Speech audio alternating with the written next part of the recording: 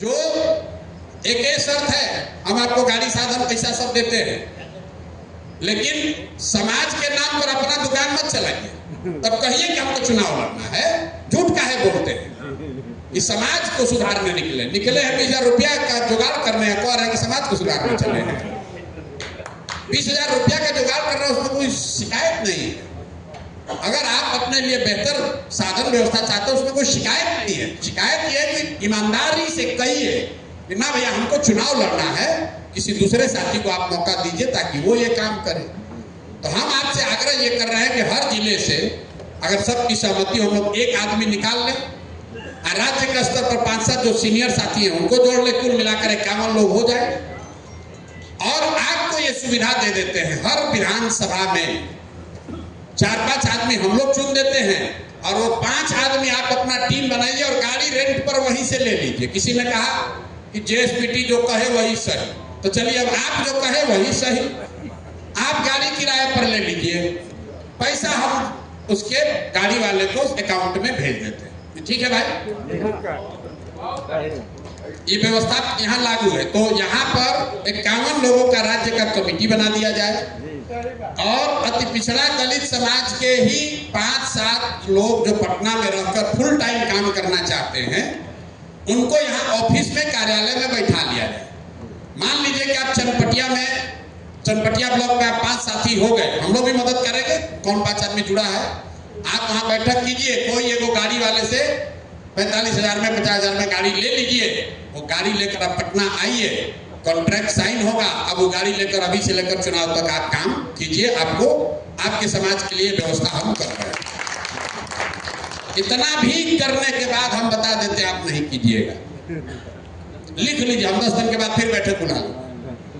कुछ लोग करेंगे जो करे, लेकिन प्रयास यही है कि अगर सबकी सहमति हो तो 51 लोग का एक टीम बना दिया जाए, राजनीतिक लोगों का 5-7 लोग उनका सेक्रेटेरिएट बना दिया जाए जो यहाँ पटना में बैठे। और आपके पास सुविधा है कि बिहार में कहीं से भी, जहां से भी आप 5 साथी तैयार हो जाए, वो आइए अपना गाड़ी लेकर, गाड़ी का खर्चा आपका अभी से लेकर चुनाव तक, अभी से आपको वो पैसा दिया जाएगा, आपको नहीं दिया जाएगा, गाड़ी वाले को दिया जाएगा। ठीक है, इस पर सहमति अगर सबकी आपकी हो जाए तो इस कार्यक्रम को अभी हम लोग आज 26 अप्रैल है और इसको अगले 10 दिन में हम लोग क्रियान्वित कर सकते हैं। मई के महीना में अगर 100-150 भी लोग ऐसे तैयार हो गए, टीम बन गई, तो 100 प्रखंड में तो काम शुरू हो जाएगा। 250 लोग, हर व्यक्ति करीब 30 पंचायत, मतलब एक ब्लॉक में औसतन 15 से 20 को पंचायत होता है, तो 2 गो ब्लॉक आपको करना पड़ेगा। 5-7 साथियों का टीम बनाइए और वो पूरे क्षेत्र में आप घूम जाइए घरे घर, और जो 51 लोग रहेंगे इनको भी बुलाइए, ये भी जाएंगे। आप वहाँ जब भाषण कीजिएगा, कार्यक्रम कीजिएगा, तो ये लोग भी जाकर भाषण उसमें करें पूरे बिहार में घूम के। जो वहाँ का जिले का है वो मॉनिटरिंग भी करेगा, साथ में जाकर भाषण भी करेगा। तो यही प्रस्ताव है, इस पर आप लोग अपना विचार दीजिए कि इसको और बेहतर तरीके से कैसे किया जा सकता है।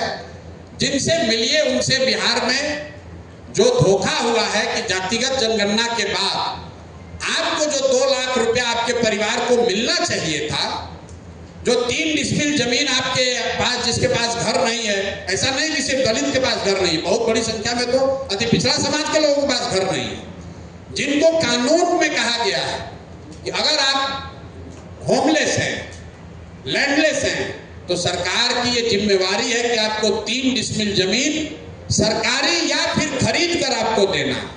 तो ये अभियान का 2 हिस्सा है। एक कि भाई ये नहीं मिला है, इस पर जाकर हस्ताक्षर उनसे कराइए कि सरकार ने आपके साथ धोखा किया है। और दूसरी बात, जब जन स्वराज आएगा तो ये जो समता मूलक समाज का हम लोग का सिद्धांत है, इसको लागू किया जाएगा, इस पर उसकी सहमति लीजिए।